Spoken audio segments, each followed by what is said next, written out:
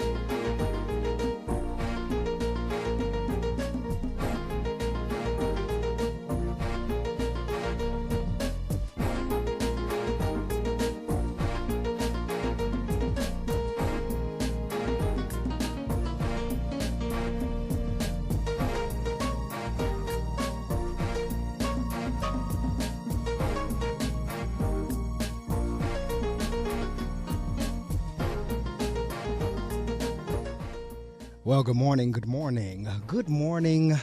to you, and a good morning it is as I listen to our opening song, The Wrinkle Rag, from the CD, written, produced, directed, and played by yours truly. That's the title of the CD, The Wrinkle Rag, and we opened up the show with that track, and whenever I hear it, I just get energized, just sitting behind the microphone, having the headphones on my head, listening to the music with such energy at this hour of the morning. But we are awake and we are ready to start the first edition of the Reading Circle with Marc Medley in 2015. Happy New Year to you. Believe it or not, we have transpired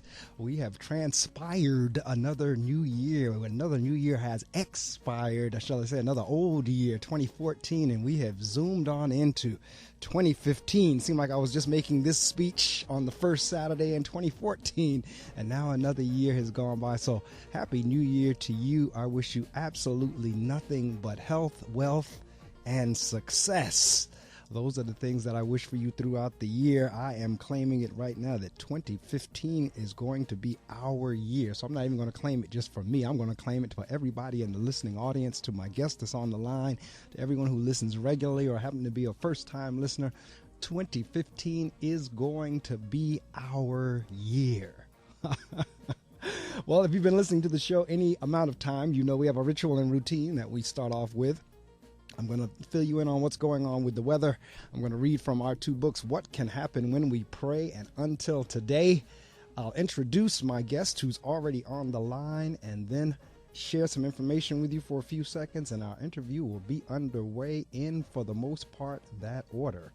So with that being said, it is 25 degrees right now, expected to be cloudy this morning with periods of light rain and snow this afternoon. Whoa, we said the S word. 90% chance of precipitation, high of 39.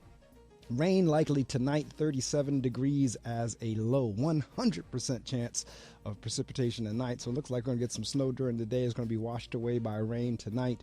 Tomorrow, Sunday, a steady rain in the morning, showers continuing in the afternoon. A high of 63. Yes, that's right, folks. A 6 and a 3 with a low of 31. Sunday night, clear to partly cloudy, low, as I just said, of 31. And then on Monday, we zip back down into the lower temperatures of a 33 as a high, 21 as a low. Except for a few afternoon clouds, it will be mainly sunny, but cold. Monday night, mostly clear skies, then becoming cloudy overnight. And Tuesday, periods of snow, high of 26, a low of 22. And then on Wednesday, rounding out the forecast, partly cloudy skies during the morning hours will become overcast in the afternoon. We're going to have a high of 27 and a low of 7, so we better enjoy Sunday. That 63 degree is a high on tomorrow, because everything else will be back down in the 30s. That is the weather, brought to you right here from the WP 88.7 FM Weather Center. So as I said, I always kick off, and these are perpetual. So we are back at the beginning of the book, back in January. For today, January the 3rd, out of the book, What Can Happen When We Pray. It says, well-watered trees. Today's prayer, Lord God, refresh us with the living water that our faith may be strong. Keep us deeply rooted in your word and in your love. In Jesus' name, amen. Today's reflection. When my parents bought their home in Chicago, it was quite a momentous occasion. The house represented for them security and a place to grow things, children, gardens, and plants. What they touch is full life. The plants grew strong, tall, and sturdy like well-watered trees. Mom and Dad are like well-watered trees, strong and sturdy in their faith and their faithfulness to their family. They, like many of our ancestors who have gone before them, delight in God's law. They read it and pray over it. May we who come from a strong people know the love of God expressed in God's commands to us. May we be like trees planted by streams of water. That's from the book, What Can Happen When We Pray, and now from Iyanla Van Zanten. She just wrote a new one. I'm trying to get Iyanla on the show. I'm going to get her before it's all over. But she just introduced a new book. I think it was on forgiveness, if I'm not mistaken. But this one is Until Today, January the 3rd. Life will work for me when I realize I have the power to walk right, the power to talk right, and the power to live right. What is your spiritual plan? Do you have a clear vision about where you are headed spiritually? Do you know where you want to be? Do you know how to get there? Do you know how to achieve the spiritual stamina required to move ahead in the world? You cannot have one without the other, you know. You cannot achieve success without spiritual strength. What is spiritual strength? How do you achieve it? Maintain it. When was the last time you asked yourself any of these questions? How can you make a spiritual plan without the answers to these questions? A spiritual plan is a statement of clear intention about what you desire to experience within yourself and a clear definition of what you must do to make it happen. A spiritual plan is not only about prayer and meditation, it is about action. What you will and will not do, what you can and cannot do in order to achieve your spiritual goal. A spiritual plan requires you to take an in-depth and honest look at where you are and make an accurate assessment of how you arrived there. Then you must determine if this is where you want to be, and if not, what you must eliminate or incorporate in order to move forward. These examinations and resolutions must be made by yourself, with yourself, and for yourself. And if you are serious, you will write it all down. Until today, you may have believed that your spirit was strong enough to get you through everything. Just for today, be devoted to examining what you are going through and planning how you want to go through it. Your spirit cannot show you the way until you are clear about the direction you want to travel. If you want to make your travel worthwhile, you must have a plan. Today, I am devoted to examining and planning how my inner world will impact and affect my outer world.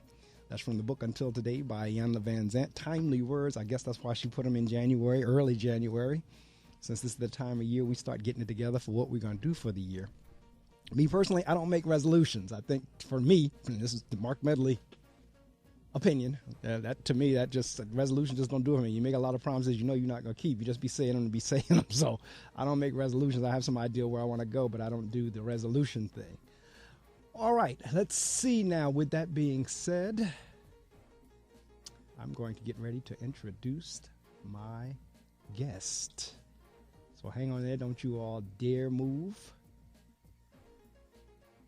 Let somebody know, because you know the drill. Let somebody know that the reading circle is on the air.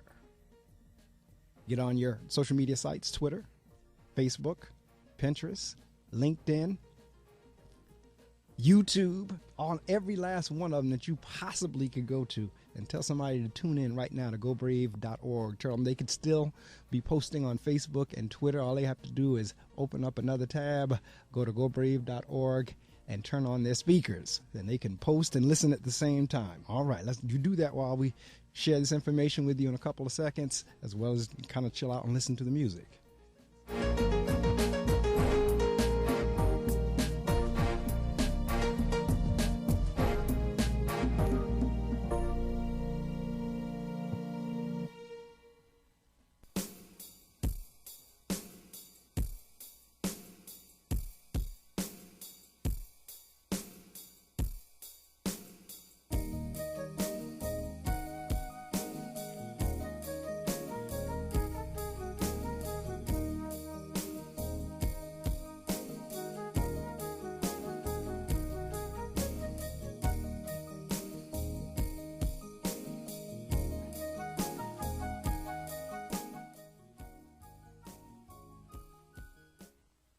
Take a look under your bed.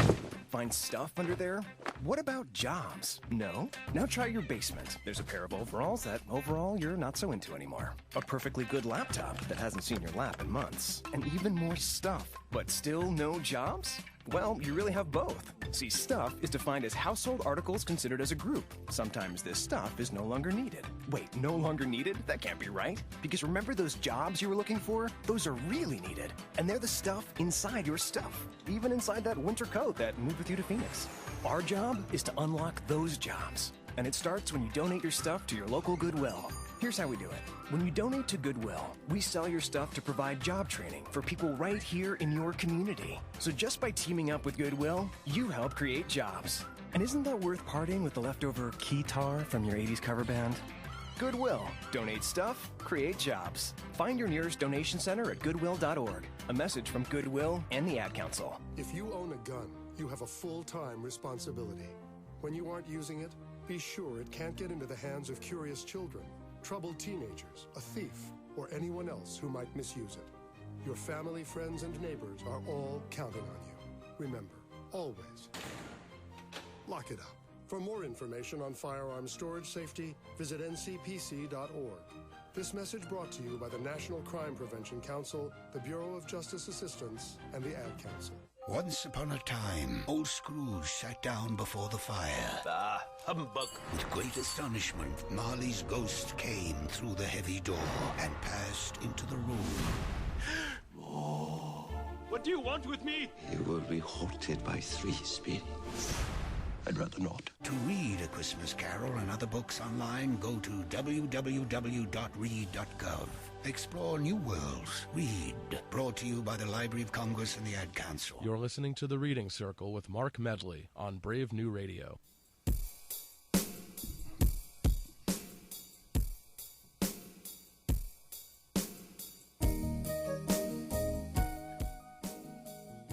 That's right. You're listening to The Reading Circle with your host, Marc Medley, and we're with you each Saturday morning in the drive time hours, actually from 6 to 9.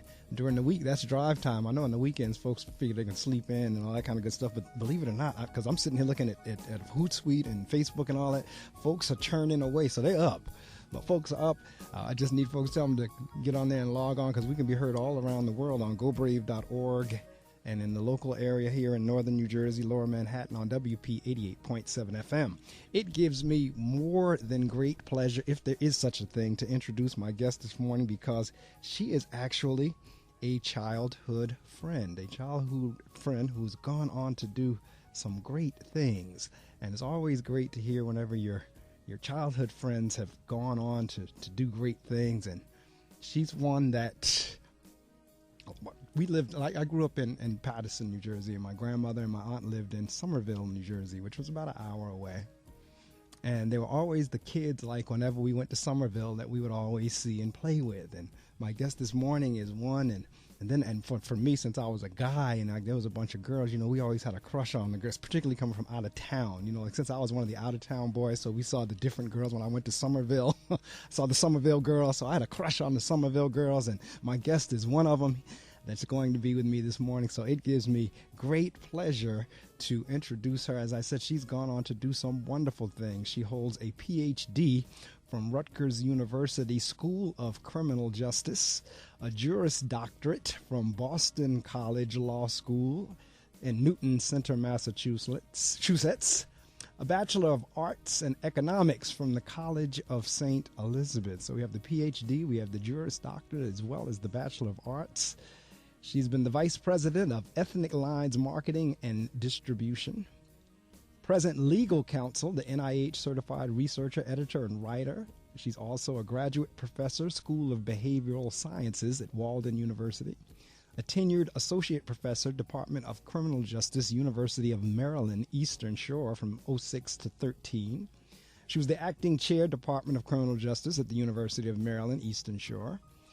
Associate professor and graduate faculty pre-law advisor and advisor to Phi Alpha Delta International Legal Fraternity, Department of Criminal Justice, again on the University of Maryland, Eastern Shore. But I know her just as plain old Ramona, but she is Dr. Ramona Brockett. Dr. Brockett, good morning. Good morning. What an introduction, and I had no idea there were any crushes.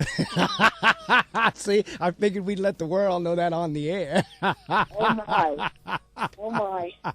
Let me reroute. Let's go back to 19. We'll leave that around. Yeah, it would be way back there, like in the 70s, 80s. Matter of fact, interestingly enough, Ramona sings as well. I play and Ramona sings. So at my aunt's wedding, Ramona sang and I played, because I played the wedding and Ramona was one of the soloists.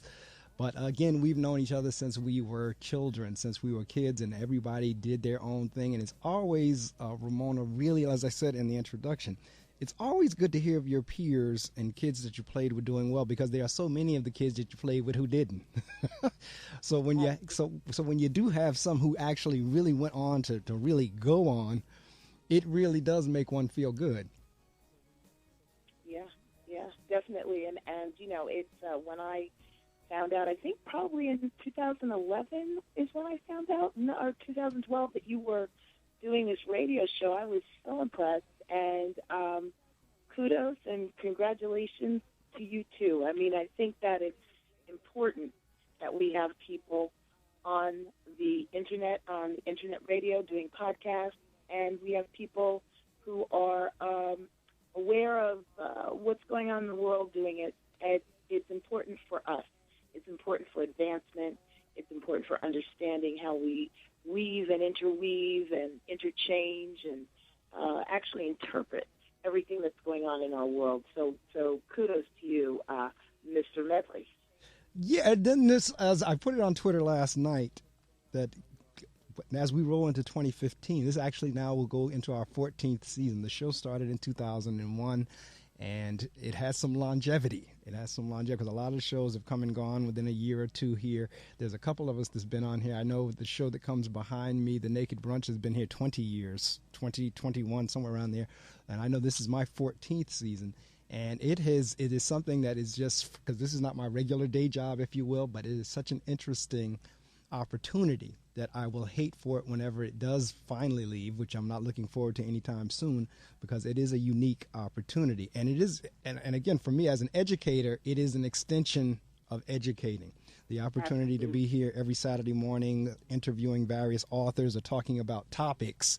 For those who are listening, it is an extension of my educating, because I'm an adjunct professor as well, principal of a school, teaching, doing this. And so I know my whole thing is education and serving in that capacity. So that's why I was saying earlier, to see my peers and colleagues that we played with, running around Hamilton Street in Somerville, it really does the heart and body, soul, and everything else. And I know if my mother's listening, she's probably like tickled pink, because if nobody listens, and usually when I say that, that's the morning she oversleeps. But if no one listens, I know she's listening.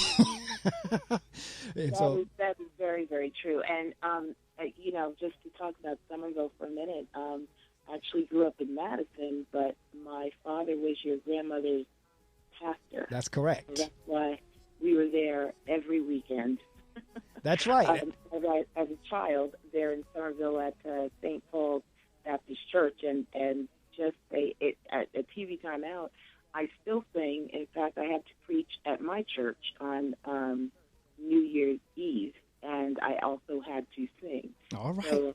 And I am in a way transitioning, but not really, from education and back into business with what I'm doing for Alarant. And that's something we can talk about, at another time. But I still am in education. I'm all over. Actually, these days, I'm beginning to be all over the net with regard to my own brand. I'm an expert in policing. I'm along with having an expertise in religion. So, I've kind of tied the two together, and am working toward an end there. In fact, I'm working on as you know from my bio, I have edited journals and I have published theories, etc. And presently I am working on a book which actually encompasses the Black experience and the Black experience from my perspective. It's called Invisible Princesses, and it will be out probably this year. We can talk about that another time. Oh, yeah. When it's out, you come back on. Definitely. But right now, what I am talking about is, things that are happening in the country concerning people of color, concerning women of color. And, of course, we unfortunately are dealing with this situation with police. So let me be quiet and let you keep talking so that we can eventually get to that conversation. No, because that's where we're headed, as a matter of fact. And I'm glad you brought up the Somerville connection, because Ramona is absolutely right. That's because most of the time we went down on a Sunday. Most of the time my mother would go down, my mother and father would take us down to see her mother in Somerville on a Sunday, and Ramona is absolutely right. Her father was my grandmother's pastor. So a lot of times they would be at the house. They would be at my grandmother's house, or either we'd be at the church or what have you. And that's how we came to know each other. So we're going to share some information with the listening audience. And then when we come back, we're going to start talking about something that's very timely. That's what I put on my Twitter feed this morning, saying the discussion is extremely timely based on everything that's going on in the country in terms of race relations and police relations. And it's interesting that Dr. Brockett, you just said there in terms of the combination of police and religion, that the young man who was slain in New York was actually studying to be a minister. Ramos, Officer Ramos, was actually, I think that day he was supposed to get his certificate or degree or whatever they called him for being chaplain at the police station. And I know at the funeral, Commissioner Bratton gave it to him posthumously. And then his pastor went on to say that he was studying on to be a preacher as well, to be a minister as well. And in my church currently, one of our associate ministers, our youth minister, she's a retired police officer. So there is a link and a connection in there.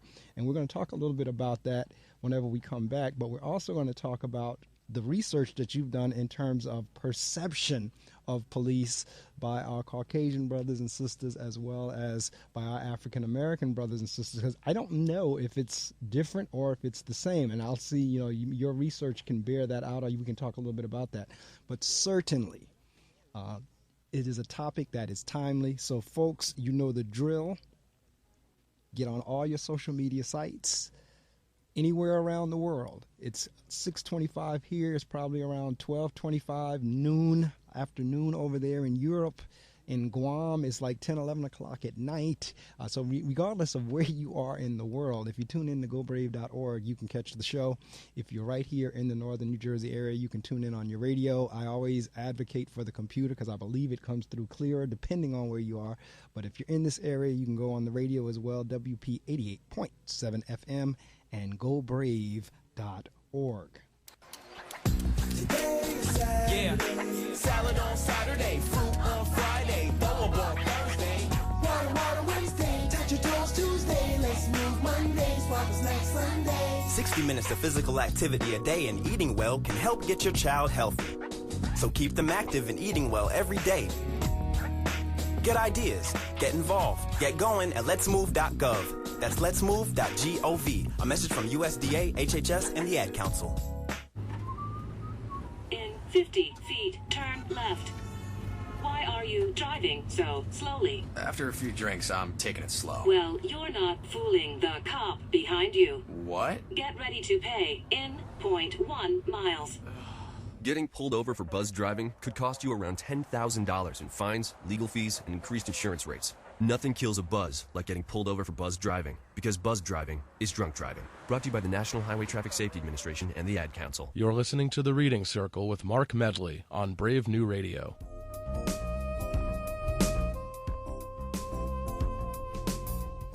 Yes, this is The Reading Circle. My guest this morning is Dr. Ramona Brockett, and she is an attorney, as well as she holds a doctorate, a Juris Doctorate, as I just said, in terms of an attorney.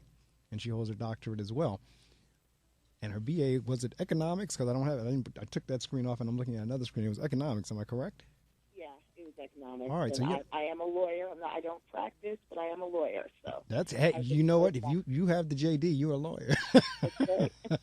You wouldn't believe how many people I have that come on the show that has written a book and they say they're not an author. It's like, no, you wrote a book. It's out there. You're an author. That's true. So it's to say that you passed that bar, you have that JD, you're teaching law. Hey, you're a lawyer. You're an attorney. But I notice here you did your research on what you call police aggression, and then I see you defined it for me. When you were saying aggression, you defined that as action. But let's talk a little bit. First off, what made you go down that road of researching that in terms of that topic? I appreciate your introduction, and I want to thank you too, because what's really interesting is I look at life in a cyclical way, and I'm going to talk about just me for a minute. When before I even finished my PhD, I was teaching at a school in South Jersey for about 2 years called Rowan. I had just defended my perspective, and WHYY had me on. I'll tell you, forever, talking about O.J. Simpson at the time. Now it seems, and I actually had to go to the studio to record, etc. And now I'm so fortunate to have to just call in. Especially, I have to tell you, I tore my meniscus, so walking is a problem right now. And so I thank you. But how did I get into this research? Growing up in Madison, New Jersey, with a father who was both in business and a minister. And also observing on, up in Massachusetts, my parents we would go up to Massachusetts in the summertime and do a vacation place up there, and I would observe police interactions. Now, I'm gonna tell you, I loved growing up in Madison. It's a wonderful town, and so I have no qualms with Madison or even the Madison police. They were very nice to us. However, having grown up in a certain way, having observed police, I found things to be interesting. The first time I realized it, I was in 7th grade, believe it or not. And at that time, we lived actually in Florham Park, New Jersey. And there were a group of boys who had vandalized a man's home, and this man had really antique cars, or Model Ts, the Mercedes from like 1920, 1910. He had a slew of them in his garage. There were about 10 of them. And the boys that I grew up with completely destroyed these cars. Well, they got 30 days of community, some type of community thing that they had to do, cleaning the streets, whatever, something small. At that exact same time, a group of 7 boys in Queens went into a Greek Orthodox church and took a rug. They were put in juvenile detention. And I found that to be, fascinating. Right. Like, how did that happen? Right. And, I mean, I'm only in 7th grade at the time. I was like, wait a minute, whoa. These boys that I grew up with destroyed hundreds of thousands of dollars of cars, and they get a community sanction, a little something they have to do in the. And here, these boys took a rug out, and Right. they're in juvie. I thought that's bizarre. Right. And as time went on, I would see things happen with friends of mine up in Massachusetts, up on Martha's Vineyard. I would see how police would react. When I was in law school, I would see how police would react to my friends who looked like me, as I say, those of African descent. And I thought to myself, how odd. But I think the most striking thing that happened to me, again, I was a kid and I'd observed this, was 1980. And my father was driving home. I think he was between Chatham and Madison, and he got pulled over. And the police, he was driving a certain kind of car, a more expensive car, and the police pulled him over. And then when they realized who he was, they said, "Oh, Mr. Brockett, we're so sorry. There was a rash of car thefts, and we were just checking. We're so sorry. We're so sorry." Well, as observing that, of course, the rebel in me. I don't know if you and your family realize the Brocketts are Jamaican. We are immigrants to this country, and we came over here around the turn of the century. And my family goes back and forth and back and forth. So I think it's the rebel in me that could not handle that. So I went through undergrad and went through law school. And when I got to the School of Criminal Justice and observed some of the theoretical perspectives on crime and who was committing crime and why they were committing crimes. And it seemed like people in criminal justice always point to people of color as being, as Justice Brown said in a case called Stratter versus West Virginia, decided in 1879, the United States Supreme Court described the newly freed African as abject, ignorant, childlike, and unfit. And those words have never been taken off the books. And a TV timeout for that. That case had to do with whether a newly freed African could sit on a jury. Wow. And deciding whether newly freed Africans could sit on a jury, the description of us was abject, ignorant, childlike, and unfit. And interestingly enough, in a case called Jebb v. Alabama, decided sometime in the 90s, let's say around 96, 93, the court actually cited the case of Stratter versus West Virginia. But the court has never overturned the words abject, ignorant, childlike, and unfit as it describes the freed African slave here in America. So on the books, it still has us characterized not even as a human, as a person. Well, now you're taking a walk down Ramona Street. You are taking a walk down my street, and I don't even know if you paid a toll, but actually you have. You're a black male. You've paid the toll. Okay, very interesting. I wrote a theory, actually when I was still a grad student. I wrote it in 96, but it was published in 2000, called Conceptual Incarceration. And, it's interesting, and always when I talk, I take a little TV time out to explain things and explain me. When I was in graduate school, I frequently was in trouble because, having grown up in Madison with a summer home on one of the islands off the coast of Massachusetts, and coming from a family of color, specifically of African descent,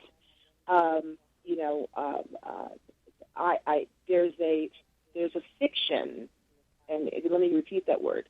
There is a fiction which says that people of color who are raised in that way are conformist in nature. And I mean nature. We are supposed to be conformist in nature. Conformist. I thought that's what you said, but I had to make sure I heard you correctly. Okay, that's interesting as well. And I can kind of sort of.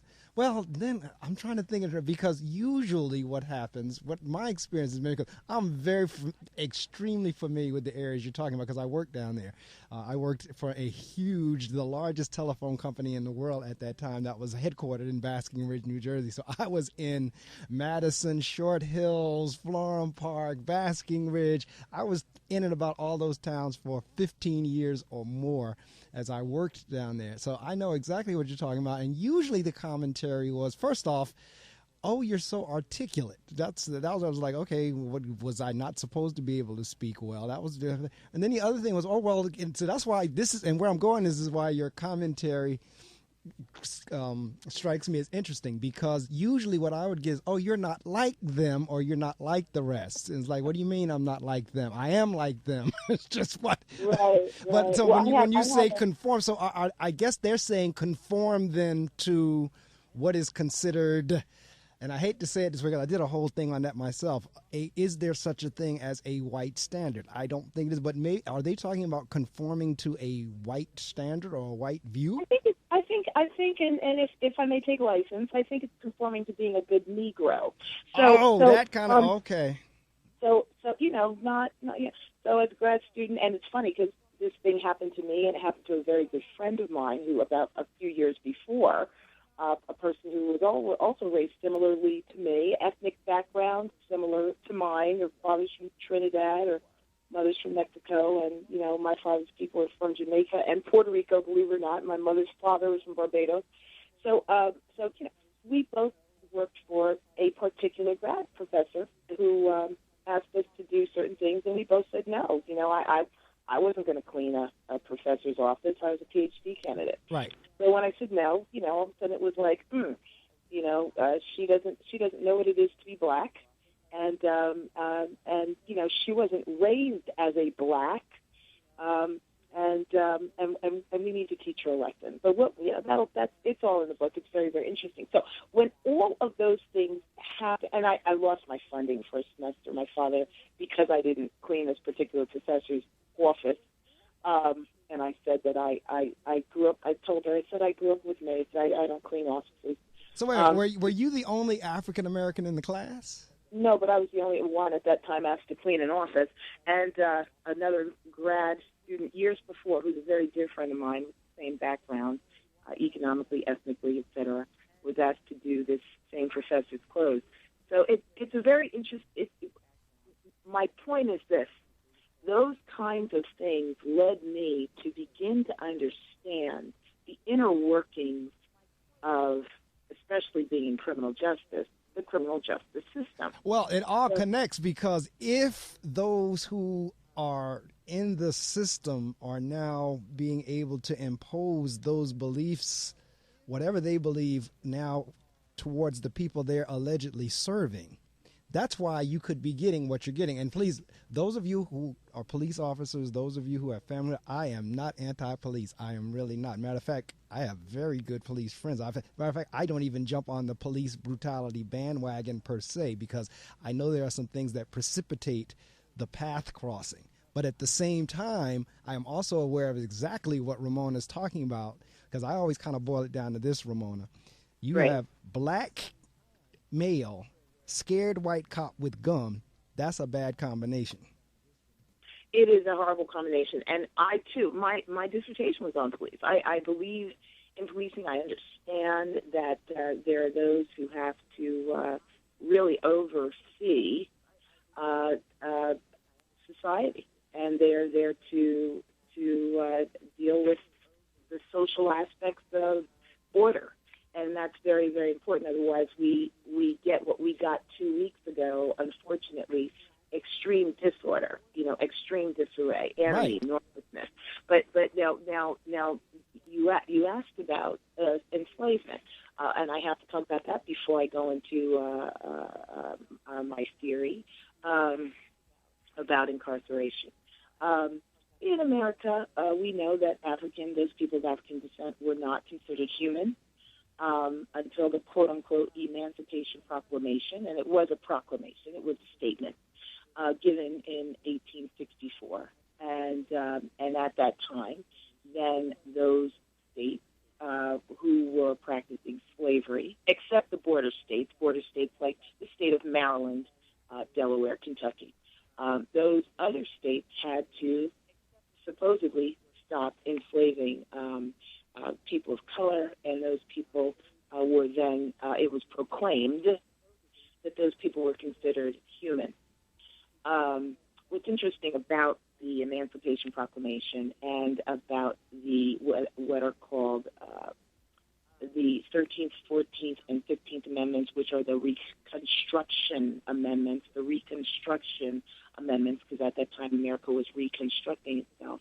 The 13th Amendment was they call it the Slavery Amendment, so there's no more slavery or indentured servitude except as a punishment for crime. And that is where my conceptual incarceration theory lies. The 14th Amendment was written, codified somewhere around 1868, and we know the 14th Amendment today as due process, but at the time it was due process for newly freed slaves. You had police and organizations that worked with police, like the KKK, going after newly freed slaves, and That's they correct. needed to be protected. So there was a case, I don't know if it was the United States versus Reese, I believe it was United States versus Reese, which was a case that originally supported the 14th Amendment, which originally was due process for newly freed Africans. Then, of course, the 15th Amendment, I believe that was U.S. v. Cruikshank that went along with the 15th Amendment, that was all about voting. But the reality was they did give people of color the right to vote at or about 1870. but they could only vote on the federal level. It was not given to the states. The states ratified those amendments as they saw fit. And again, TV timeout for your listeners. What do I mean by that?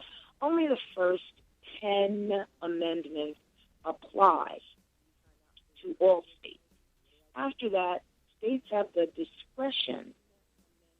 States have the discretion to ratify those amendments. That's why, if anyone heard in the news in the 90s and up to 2000, there are states that just ratified the 13th Amendment.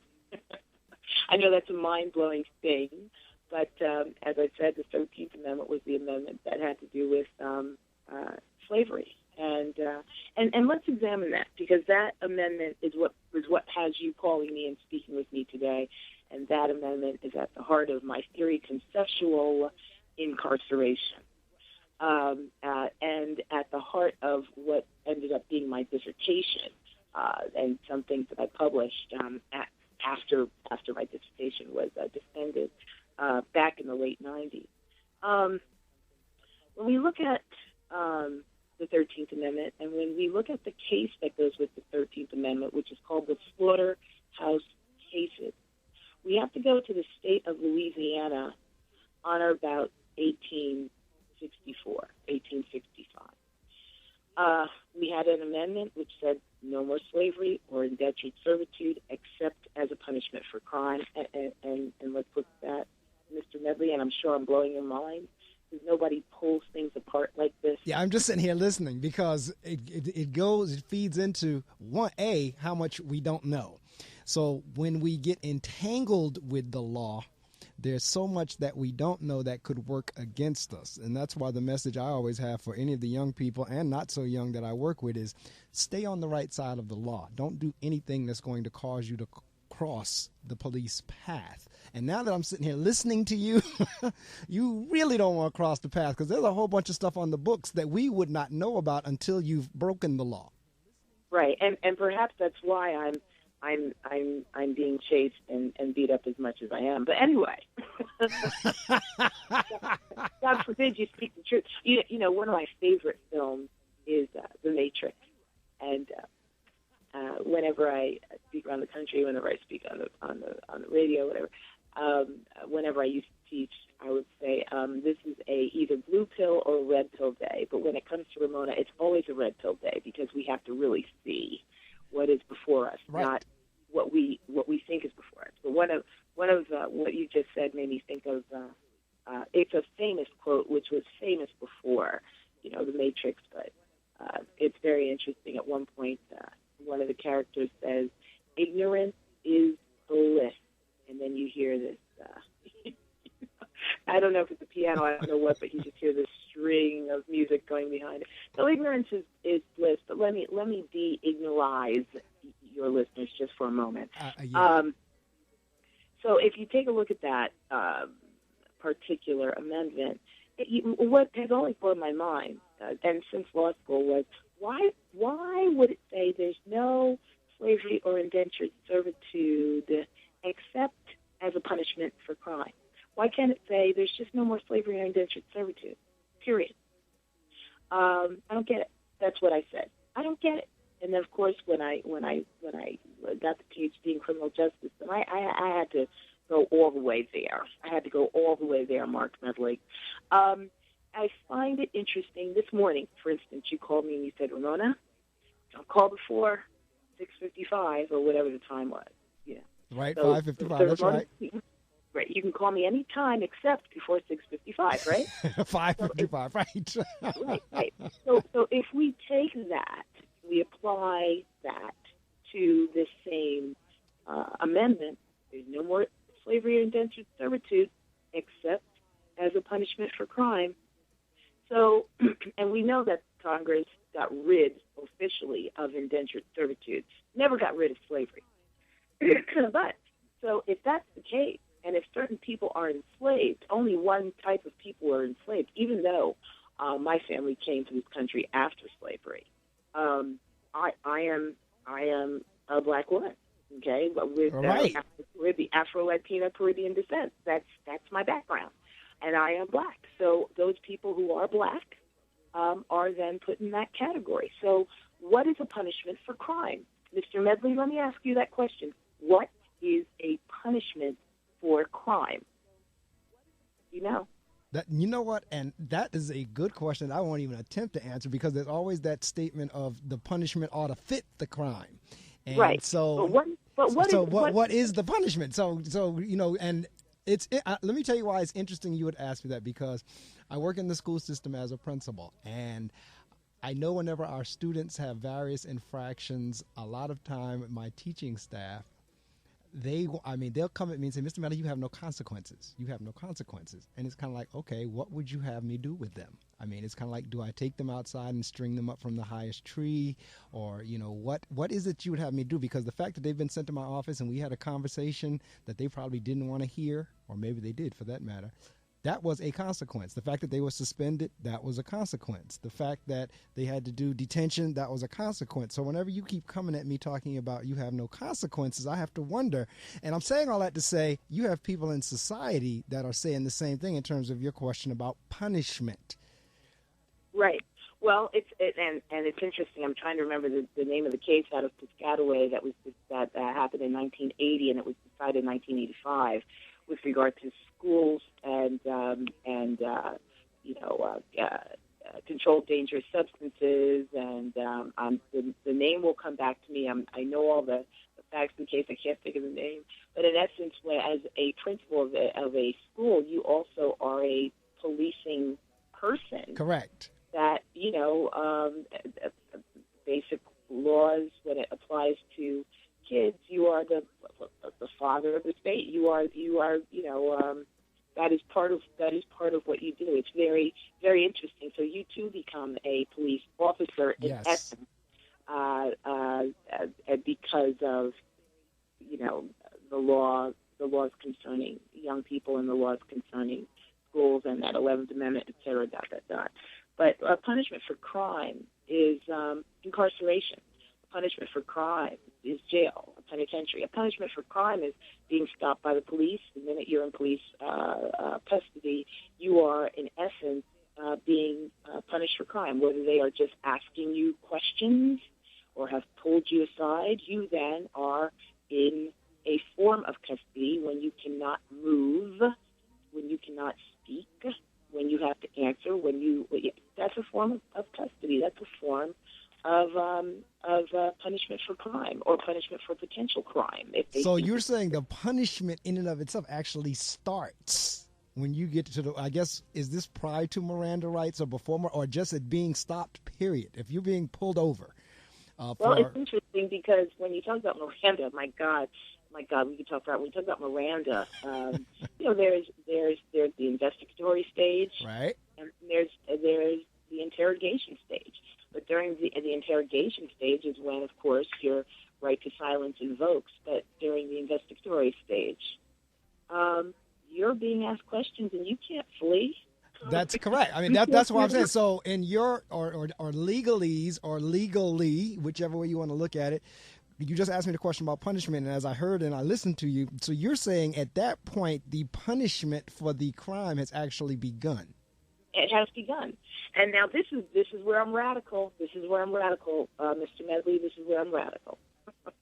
So if the punishment begins then, and if at that point, in accordance with the 13th Amendment, there's no punishment or there's no slavery or indentured servitude except there's a punishment for crime, do you then become 3/5 of a person, and then is it easy for you to be killed because you aren't human? That's radical. Let's get off of radical for a minute. So my theory, my research, which really made people very angry, same people who want me to be in their office, made them very angry. My conclusion, or my findings, let's put it like that. What I did was I took a look at police aggression, justified police aggression and unjustified police aggression based upon race and class. And let's just cut to the chase. Justified police aggression, a policeman, pulls someone over, or a policeman stops someone. Garner, was that justified police aggression? They saw him selling the Lucy cigarettes. Staten Island, and and they go and they ask them questions. Is that justified police aggression? Maybe someone might say it is. The other case is the Brown case. Here he was running in the streets. Everybody knew he had just done something at a store earlier where he'd held people up, etc. Did he have a gun on him? Did he not have a gun? Is that justified police aggression? Is that, so justified police aggression, we kind of look and say, well, if I'm about to be robbed or if someone has, hit and run and the police go after, that's justified police aggression. Unjustified police aggression, many would believe that what happened with Garner was unjustified police aggression. The young man who was just killed, the 24-year-old, I was on the radio about this just the day before yesterday, who was killed out in Michigan at the North, I think it's called the Northfield Mall. A 24-year-old black man was killed when a store owner in the mall said that he felt uncomfortable. The guy didn't have a gun on him, nothing. He said that the owner said he felt uncomfortable. And so he called the mall police. The mall police got the kid down. You see the kid laying on his stomach. One policeman has his knee in the back of the kid's thigh. The other one has his knee in the back of the kid's back. The kid is screaming, I can't breathe, I can't breathe, I can't breathe, I can't breathe, I can't breathe, I can't breathe. He screamed that 6 times. He passed out. And then within a matter of half an hour, he was dead. He didn't have a gun, but the owner of the store said he was uncomfortable. Well, those types of things are what I took a look at. And now when we talk about policing in America, we actually have to understand that policing in America was based upon policing in Europe, specifically England. Correct. A man named Clockers did a tremendous amount of research on this. He died about 5-6 years ago, a few years back, in the early, I believe, 2000s. And I used a lot of this research for my own research. And again, there are people that were very uncomfortable with my research because of what I found. And that goes back to your question of why did I do this? Why did I do this research? What I found was this. Again, in England, police were policing really for the aristocracy. So they, of course, would police, the common man. Okay, in England.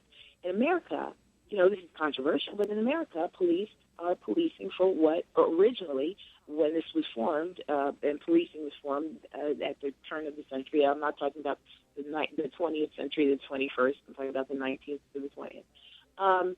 Policing really was for those who owned labor. So you found that often police were policing the labor roars, the unions, those types of people, or people who were not considered the owners of labor. Okay, it's very Marxian perspective, but that's pretty much what they were doing. Well, if we bring it up to the late 20th century, early 21st century, what you have in America are people, all kinds of people who have money, all kinds of people who have been educated, all kinds of people in America who not just whites, but black folk, who have done very well. And the question I had in my head was, having observed actions and reactions of police, having observed what I call a very, not conservative, because I am a conservative voting-wise. I'm conservative. I'm not a liberal Democrat. I'm conservative. But when it comes to policing, I found that the perspective of those who write the theories, the criminologists, are very, law-oriented as opposed to civil liberties-oriented when it comes to people of color. I found while I was working on my PhD that it seemed that the only people committing crimes, as far as criminologists were concerned, were black.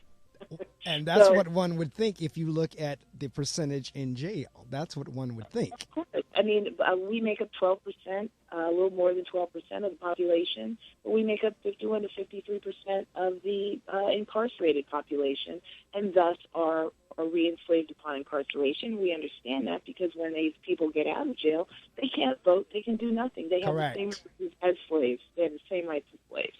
Okay? So I find it's really interesting. So here I took a look at race and class perspectives on police aggression.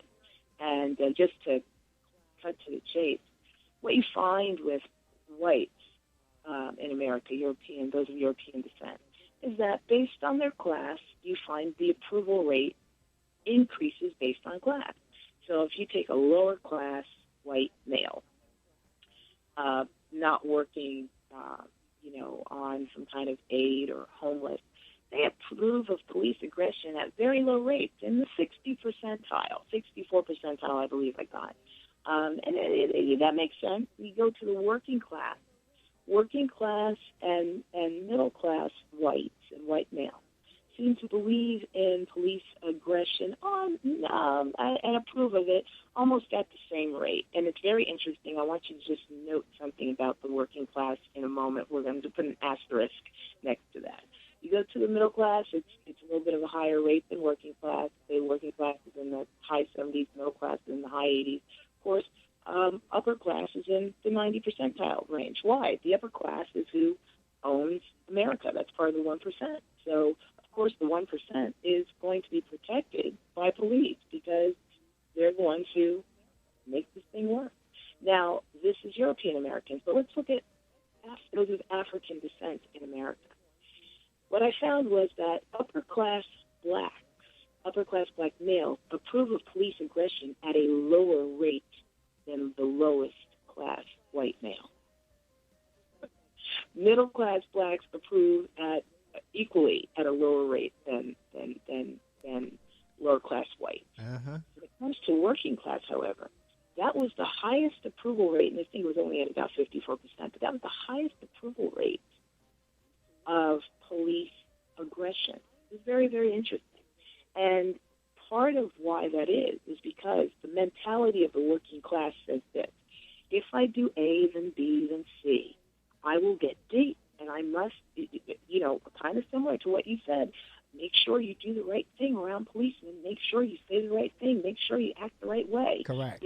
Then you will get what you get. When you go up to the upper classes, you're talking about people who have their own businesses, people who have had to, bear the brunt of society by being some of the first ones in their in their families to do what they're doing. Right. And then when he's like, we just put my family in there from that. I come from a hard-working West Indian family, who's been in this country for a couple of generations. And so, my father's father had his own business, and it was a trucking business and a boiler business, etc. And so hard work. And my great grandfather and his father, they had a farm when they came to this country. I don't know how they did. They had a farm down there in Virginia Beach, and which is still in the family. And so I come from a long line of hard-working folk who believe that if you work hard, right? Okay, and we know how rough it is. The little timeout. My grandfather had an Irish cop release the brake on his truck back in the 40s. Truck rolled down the hill and actually killed a white woman. My grandfather lost everything and had to rebuild. And this cop did this because he was a black man with his own business. How dare he? Right. Okay? So I'm used to folk trying to ruin you because you don't know your place. And it's interesting that in 2015, it still goes on, just in more subtle ways, where it was. And let's come up to 2013. I don't mean to slow this conversation down in any way. Let's talk about what happened with officers Ramos and Liu, who were, I when I was on the radio about a week or so ago, I said, it's very interesting to me that, and it's very sad because Ramos was a good Christian man, a Bible man, and went to a really Pentecostal church there. And yes, I watched the funeral last week. I watched the whole thing. I mean, we just happened to be flipping through the TV, and I caught it, and it was a very moving ceremony. But I'll tell you what, I want you to hold that thought because I'm at the top of the hour at 7 o'clock. Can you hang out a little bit longer? Because I know we originally said an hour, but the conversation is good. So, and I had that flexibility. So if you can hang on an hour, we can go right on into that thought. But it's 7 o'clock, so there's a couple of things I need to do. No problem. So stay right there. I'm going to do everything I need to do, and then we're going to continue on with this conversation. Hold that thought with Officer Liu and Officer Ramos, because I definitely want to zoom up into that and to talk about with everything that's going on around the country. because Yeah. we're talking about the perceptions, because you've given us some wonderful history and some wonderful background in terms of, but I want to get us, before we leave, before I let you off the air in another half hour, 45 minutes or hour, whatever it takes, how do people actually view, particularly when you start talking about the races, how do we view police? And I think some of it probably has to do with the strata that you just broke out. Working class versus the well-to-do versus the homeless, so forth and so on. So there's a lot we still need to talk about. Just don't go away. I'm going to share this information with the listening audience, do what I need to do for the FCC, and we'll be underway again. So hang on. They thought they could stop me. They thought they could hold me down. But boy, did they think wrong. Cause I'm here. And now that I'm here, I'ma keep giving y'all the illest mix you've ever heard. From executive producer Diamonds comes the illest show on radio. Starring multi-award winner Diamonds. Every Saturday from 3 p.m. to 6 p.m. on Brave New Radio. Club Melting Pot. Only on WP 88.7 FM. WPSC FM 88.7, Wayne, New Jersey. Part of the William Patterson Broadcast Network. Brave New Radio. Brave New Radio? I'm sorry, I didn't get that. Can you say it again? I still can't hear you. But no fear, dear caller. Have you heard of our brand new texting service? It allows you to text the station using the number you called. Perfect. I'll text you now. What? Straight from the WP 88.7 FM Weather Center, here's your local forecast.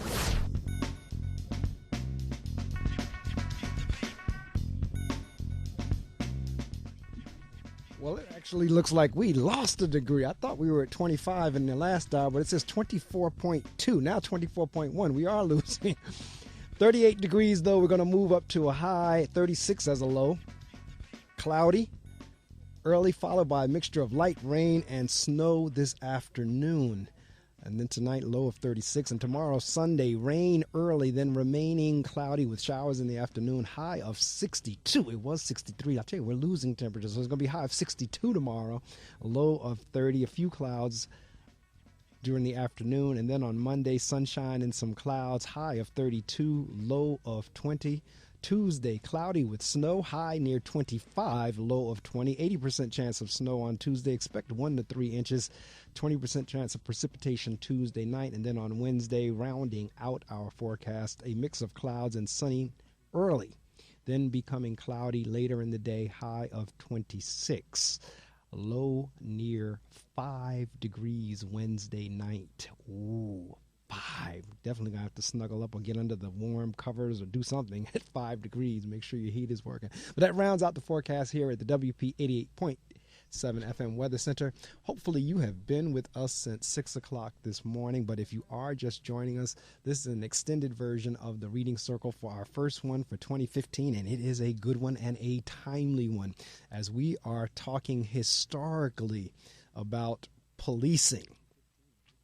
And my guest this morning is Dr. Ramona Brockett. She's an attorney as well as a PhD, and she's actually done research and has studied policing. And I can't think of a more timely subject to be talking about, given everything that is going on in the United States right now, if not around the world, but certainly here in the U.S.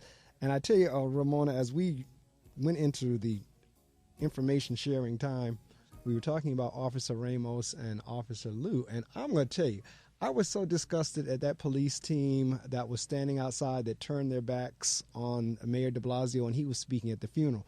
And I wasn't disgusted because I'm not that they don't have their right to protest whatever they felt they were protesting, but that wasn't the time or the place to be there, because they were there to support the family of their fallen brother. They weren't there to be trying to protesting and all that. And the crazy thing about it was they had asked the protesters out in the street to take a break during the funeral. and they listened, and yet the police force thought they took it upon themselves to use it as a protest moment. I was utterly disgusted with them and wrote a blog about it, and I've made my feelings known in public because, first off, if supposedly they're acting out against Mayor de Blasio because he says he had the conversation with his son, well, that's ridiculous. I don't blame him. I'd had the conversation too. I'd had the conversation with anybody. The same thing like I said earlier. Just, watch yourself. Don't do anything that would cause you to be on the wrong side of the law. And if for some reason you get stopped, and now listening to you this morning, I'd really had that talk. After having heard the conversation that we had this morning, I'd have that talk with anybody. So for them to be protesting at Officer Ramos's funeral last week, I just thought that was atrocious. But right before the break, we were working our way up to that, and you did some research on how do folks view police, because you're absolutely right in terms of how policing began in Europe. And matter of fact, when you go to some countries, police officers don't even have guns. Right. They don't we are not in a society where, if we look at the composition of America, we have all different types of people, and we have all different types of people policing all different types of people. And we have a lot of perceptions ourselves of people. I think that one thing that contributes very negatively to perceptions of people of color, and let me just say this. It may seem, because it seems like when they say we can't breathe, it seems like they're only talking about black men.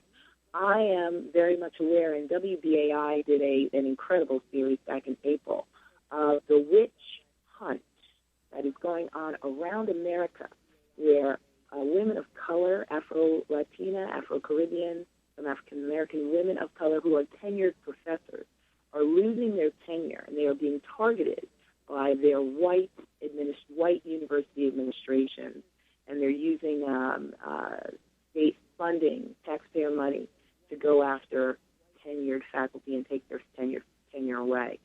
We look at what's happening with Bill Cosby, whether you believe or not. But as a child who grew up in the 60s and 70s, I really don't know what black man in America could rape a white woman and it be silent for 30 years.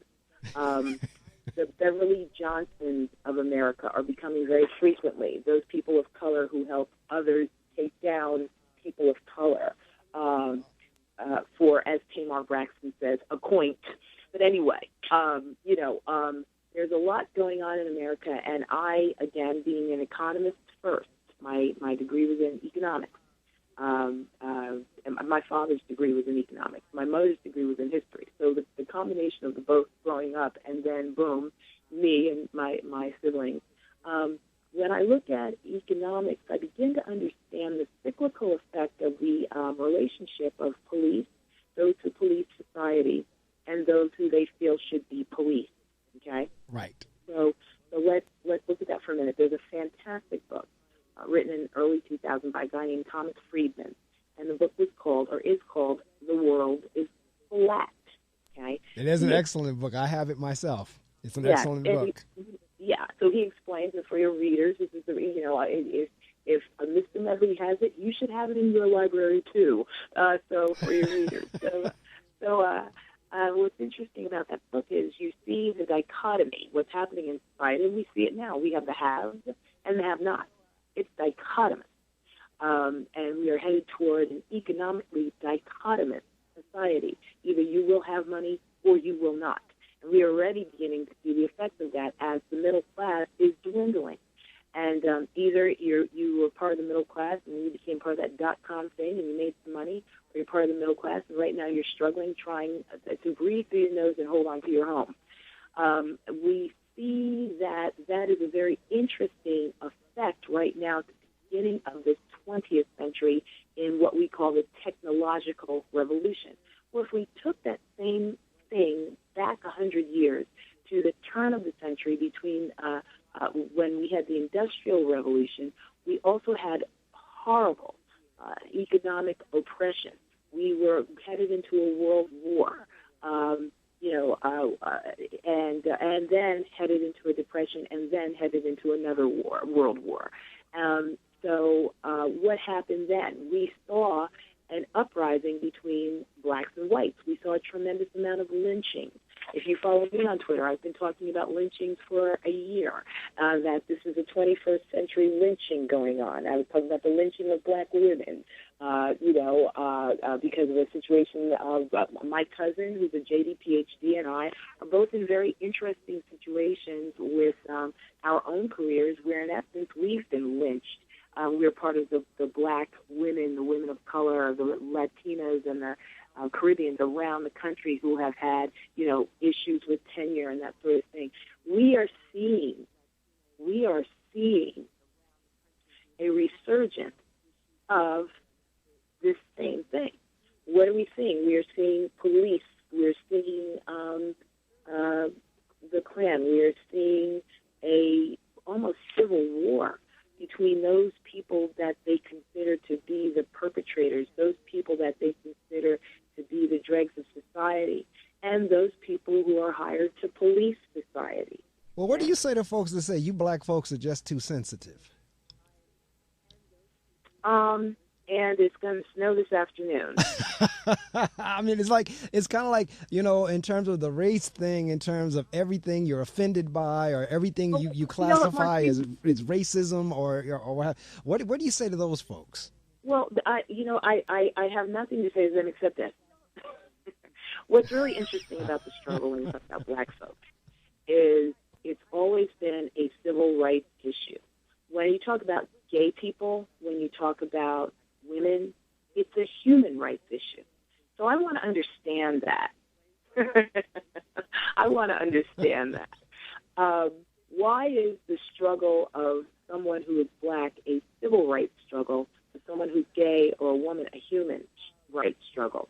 Human rights struggles get much more attention than civil rights struggles. And aren't we human? Oh, I agree. See, that's why, I know we went around with the placards and everybody's talking about Black Lives Matter, this, and that, but I wanted to take that up a notch and say, have regard for all lives, because everybody's like, police lives matter, black lives matter, women's lives matter. Look, all lives matter, because first off, none of us gave anyone life. That was not ours. We did not give it, so it's not ours to take. So whether you happen to be someone who wears a uniform that has a badge and a gun, or whether you're the lay citizen, either way, a life is a life is a life.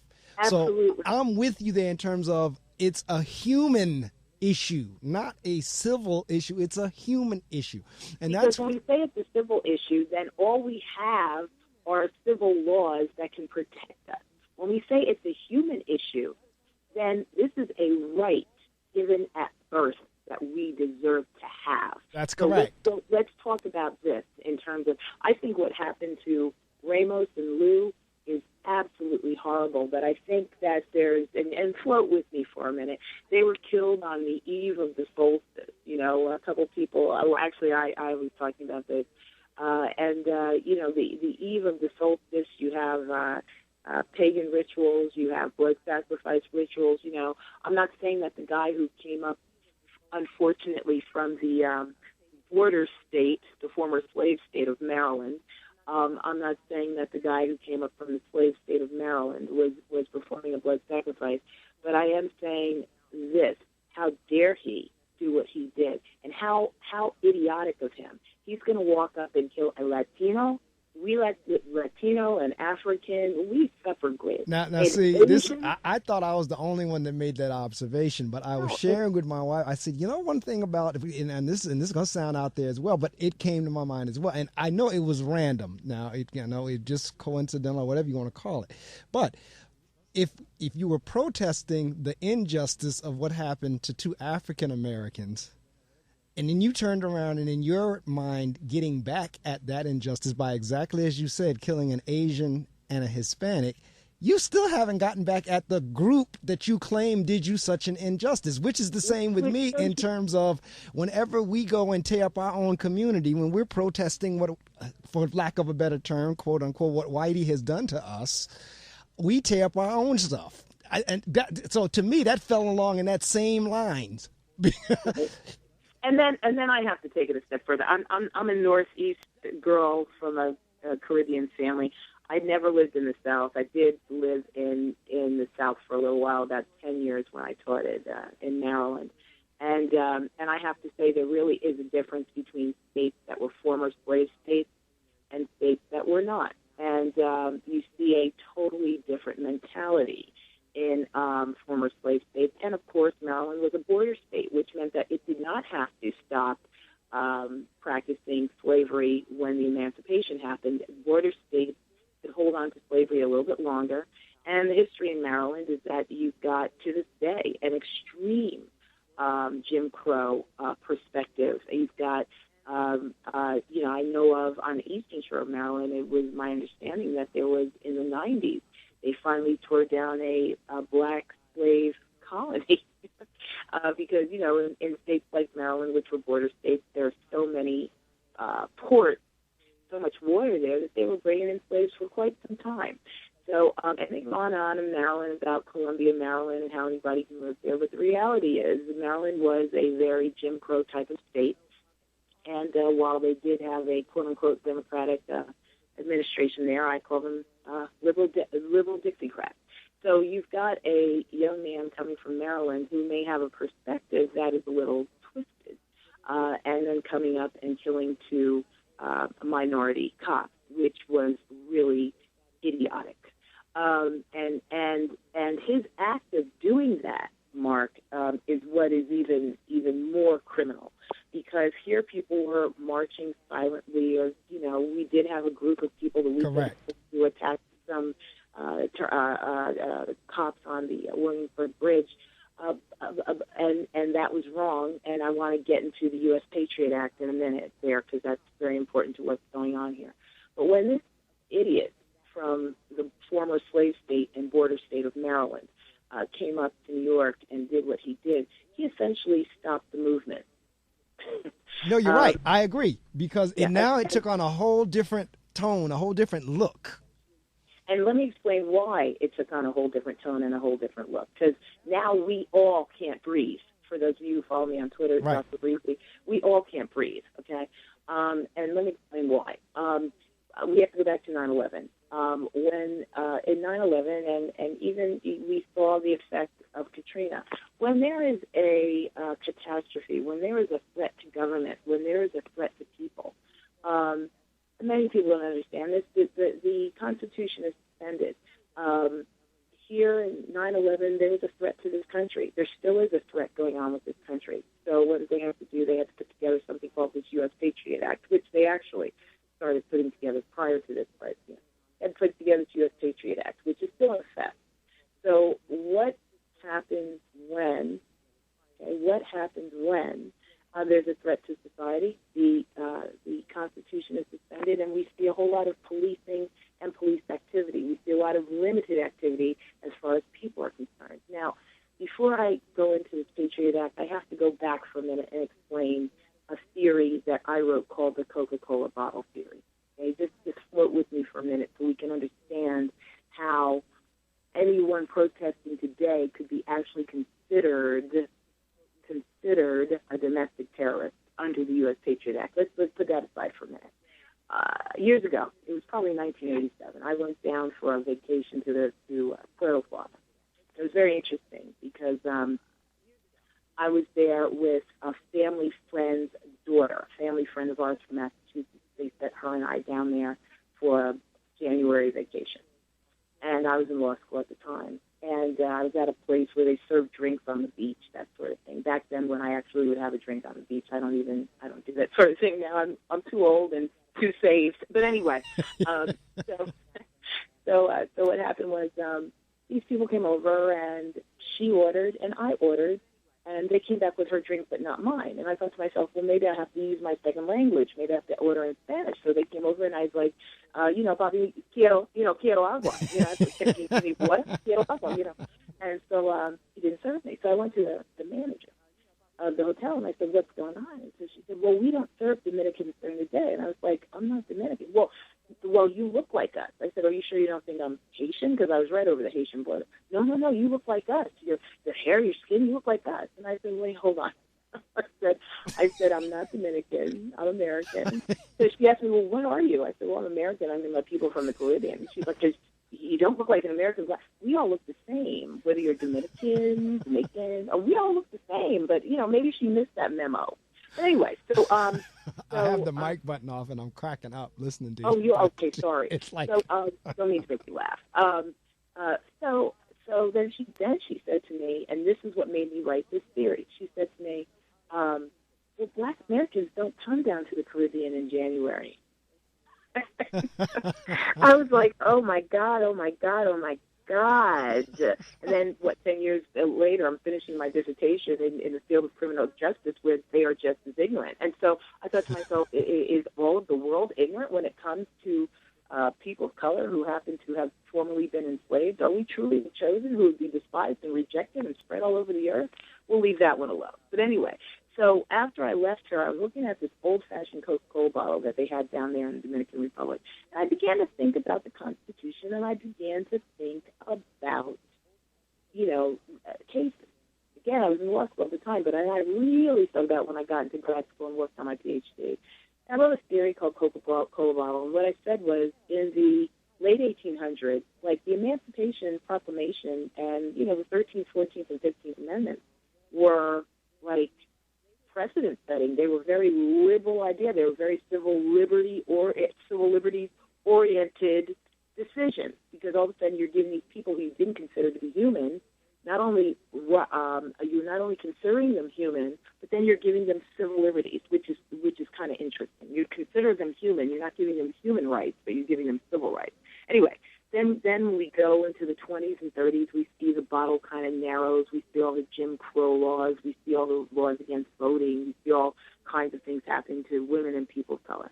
Then in the 60s, the bottle gets a little wide because we see voting rights. There are voting rights, which, by the way, were taken away from us on the 25th of June, 2013, when Eric Holder argued the case for voting rights in front of the United States Supreme Court, and 9 states, along with the boroughs of Brooklyn, the Bronx, and Manhattan, are now subjected to certain types of voting requirements for blacks and not for whites. But we'll leave that one alone, too. So voting rights are. And then we see the beginning of and then the top part of the bottle in my theory was us going into the 21st century. And I said, something's going to happen that's going to narrow rights for everyone headed into the 21st century. I didn't know what I was talking about, but what ended up happening was the U.S. Patriot Act. So let's talk about Section 803 of the U.S. Patriot Act. Of course, right now we have an offense against police. We have somebody that came and shot 2 policemen dead in cold blood. That puts our area of the country, that puts those New York, New Jersey area of the country in turmoil, and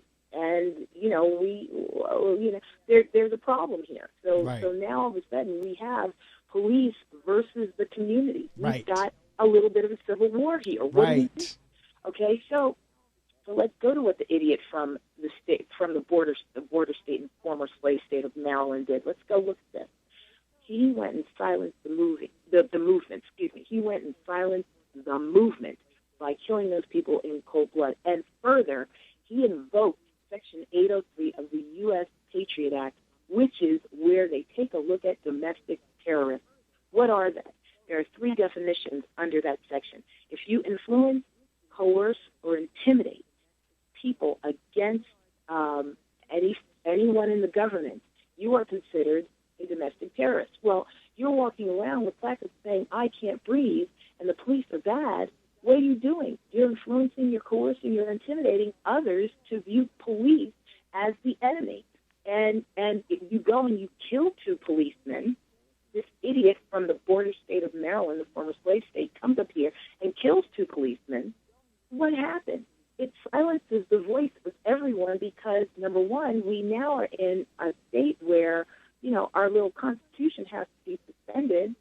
How do we know that it is? The police were able to tell protesters, you're not allowed to march. Correct.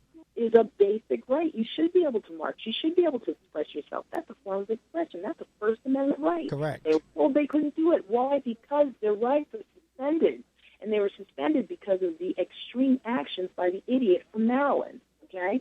And further, with those being suspended, let's think about it. Could those people be seen as domestic terrorists under Section 803? Of course they can be. So now, let me be clear. So prior to this guy coming up here killing the two police officers, the protests with the I Can't Breathe shirts and everything, that's just a normal protest. After that, now you're saying the Patriot Act is invoked, so therefore even wearing that shirt, I Can't Breathe, could be considered as an influential act.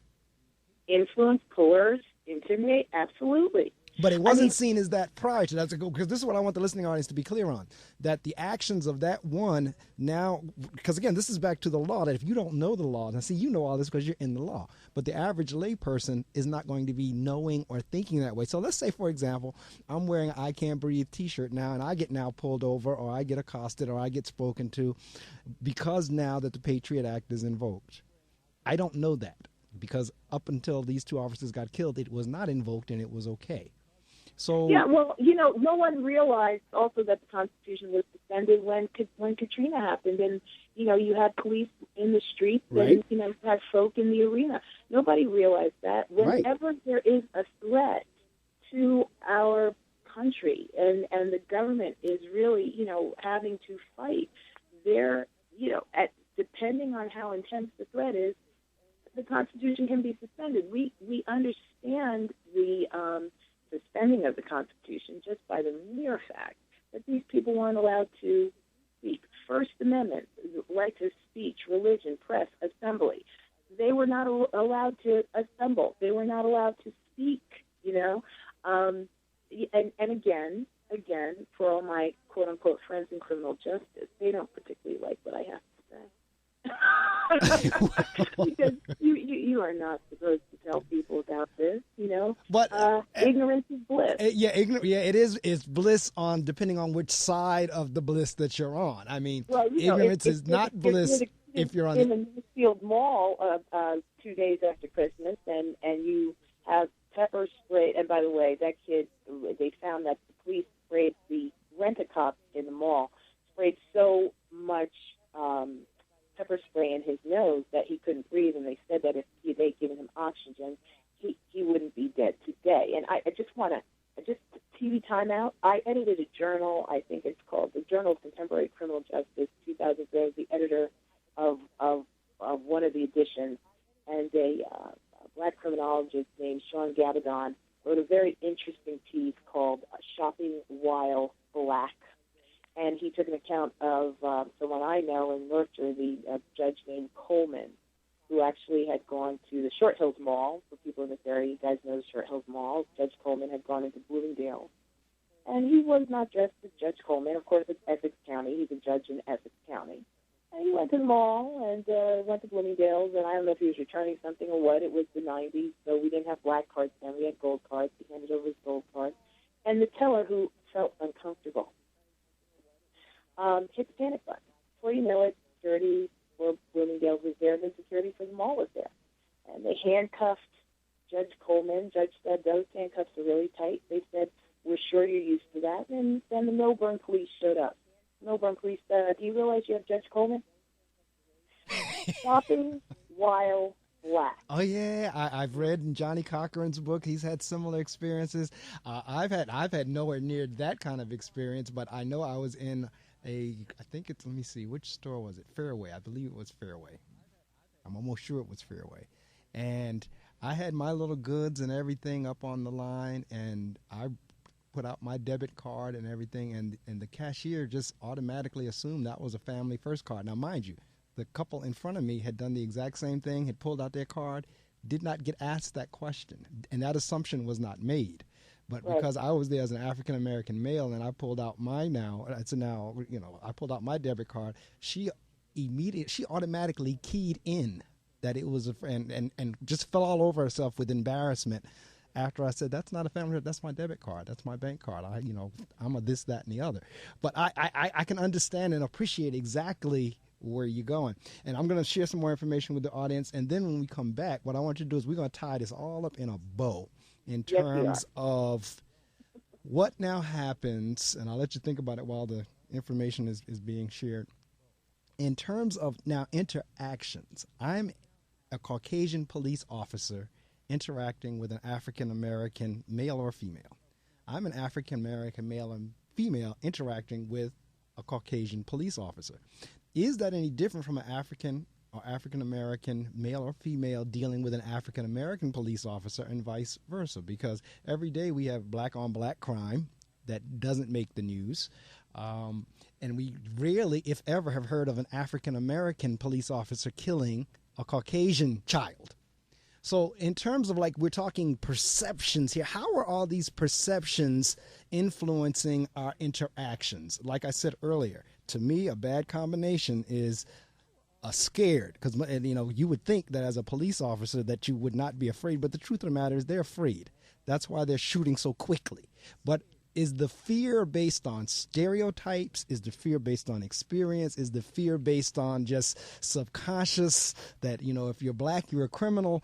I mean, try to see if we can tie all that up in a bow when we come back in terms of our interactions, because all police are not bad, just like all black folks are not criminals. So right. I'm going to share this information. You can ponder that for a couple of seconds, and then we'll, you know, with the next 20 minutes to a half hour, kind of get there by 8 o'clock.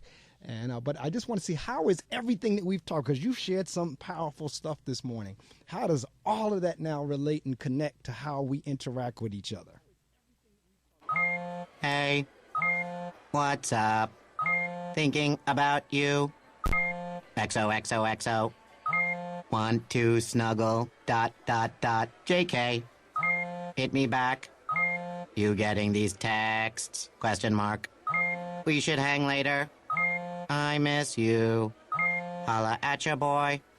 Holla back. Holla back. Holla back. Are you at home? Where are you? What are you doing? OMG. You are making me mad. Are you with your ex? You better text me back. I'm waiting outside your house. Relentless, aggressive texting is like sending an angry robot to deliver your message. When does the robot become dangerous? Let us know at that'snotcool.com. That'snotcool.com. Brought to you by the Ad Council. In the small town of Elmira, New York, a boy was born into an all-American family. The odds of him achieving his dream in the fashion industry? 1 in 23 million. The odds of having a child diagnosed with autism? 1 in 88. I am Tommy Hilfiger, and my family is affected by autism. Learn more at autismspeaks.org/signs. Brought to you by Autism Speaks and the Ad Council. Hi, my name is Stan Myers, and I'm here at FM 88.7. I do a jazz show called Just a Mood. And if you like the music, anything from Louis to Lester Boyd, I'm your man. That's Sunday afternoons, 3 to 6. Looking to hear from you, okay?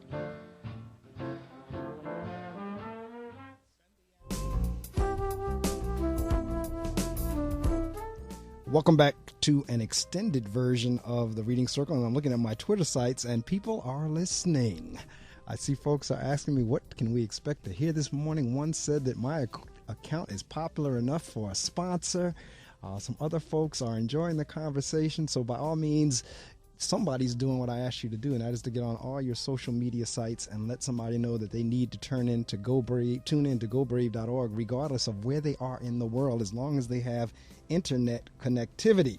So whether they're sitting in Guam, Hawaii, Paris, London, Africa, Australia, it does not matter. If they can get to the internet and they can go to www.gobrave.org and turn on their speakers, they can listen to this live interview with Dr. Ramona Brockett. We are talking about policing.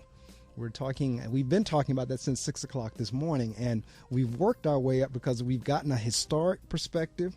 We've gotten a perspective from a racial perspective, from a gender perspective, how policing really kind of began, what it was meant to be over Europe when it was brought here. We've talked about the 13th Amendment.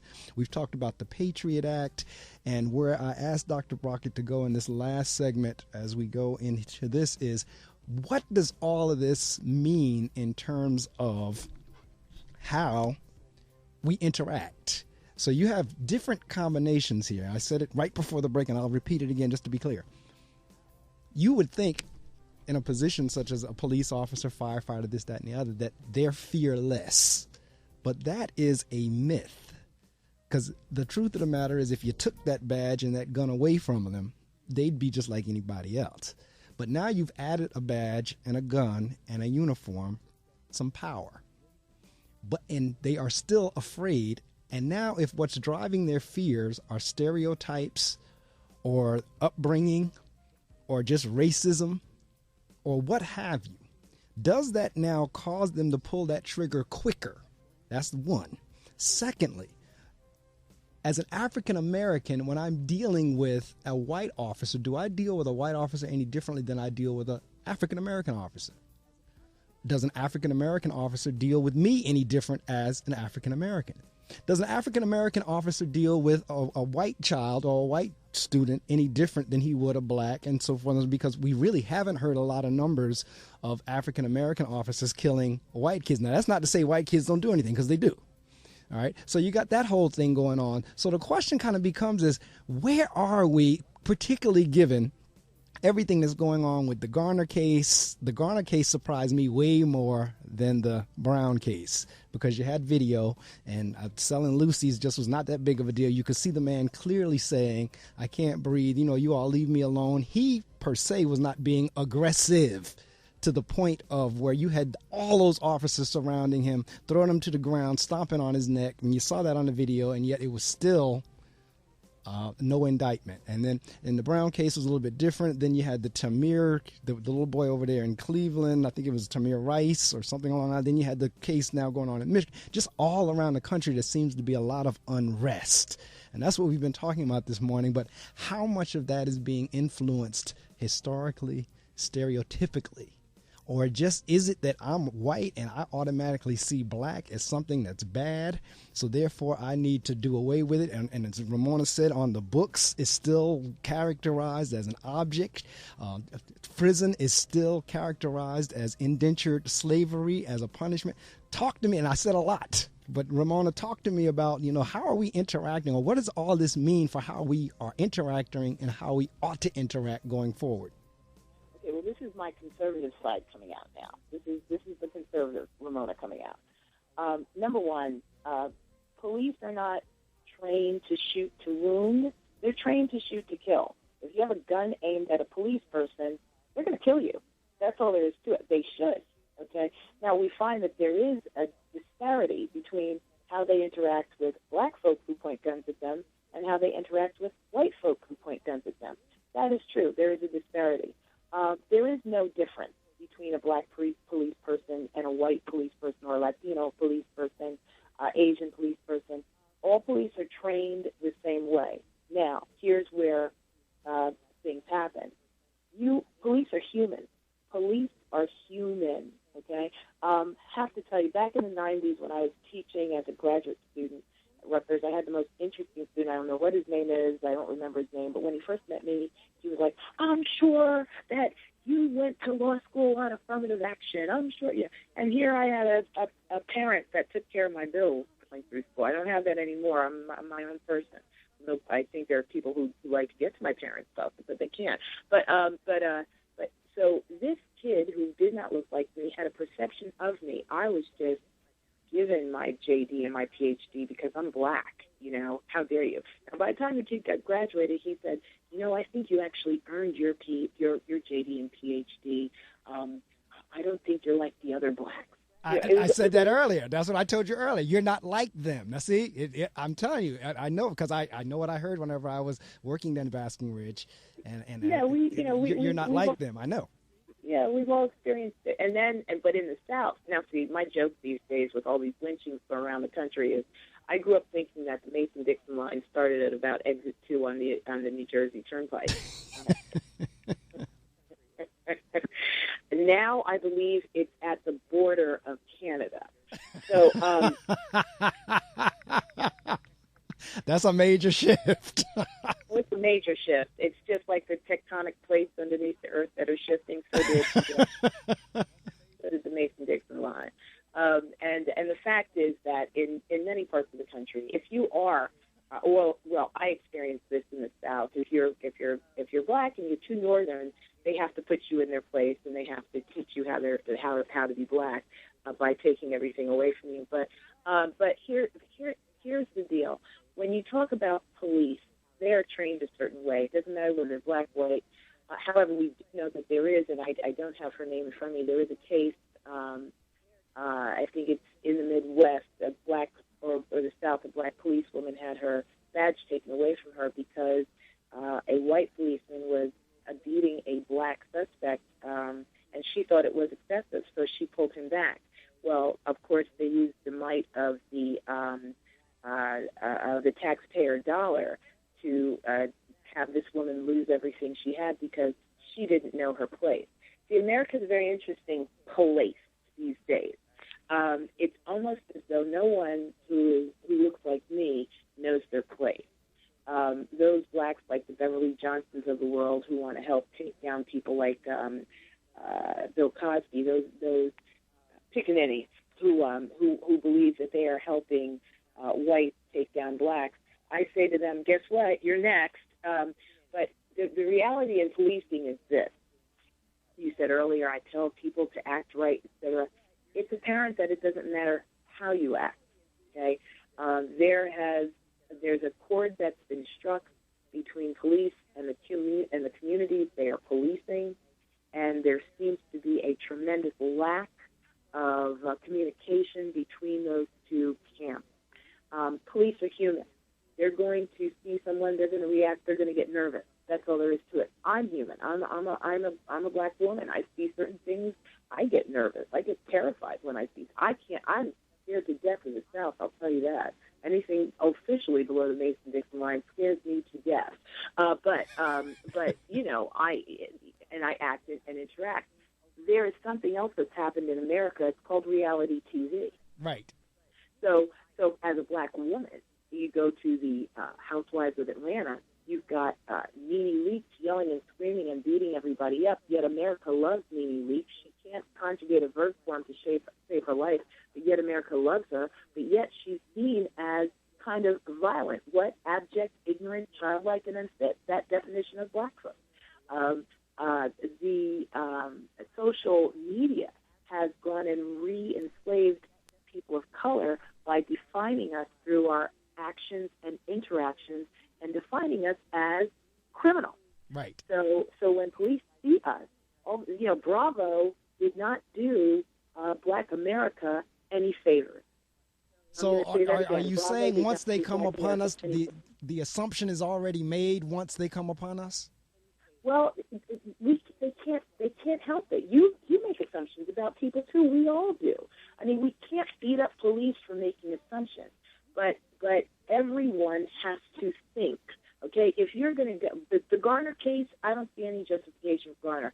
The case in the Northfield Mall out there in Michigan, I don't see any justification for that kid dying either. It was unfortunate that the kid up in Cleveland had that toy gun. What was he That's doing? Correct. A toy gun. I agree.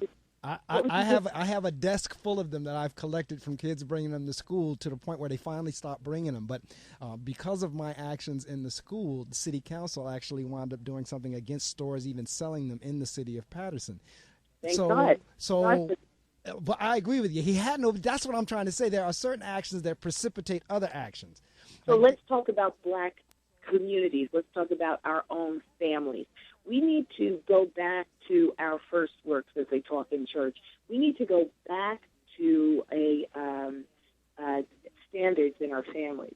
You didn't see this stuff happening at the turn of the century where black folk were killing each other at the rate that they're killing each other, that we are killing each other. What is that all about? Why are we so self-hating?